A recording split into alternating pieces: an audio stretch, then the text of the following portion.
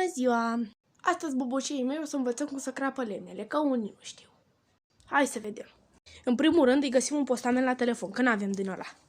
Punem telefonul frumos acilișa, ca să se vadă lemnul, dacă mă înțelegeți. Ăsta e toporul care crăpă lemnele. Punem o buturugă. Et așa. Stai că n-am pus-o bine. Deci am pus-o bine. Luăm toporul în mână și dăm una de sare capacele. Hai să vedem dacă reușim.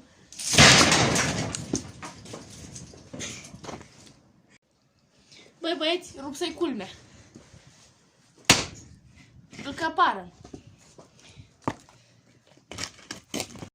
Îl mai dăm o dată. Îl crăparăm în 3 bucăți. Dăm o dată.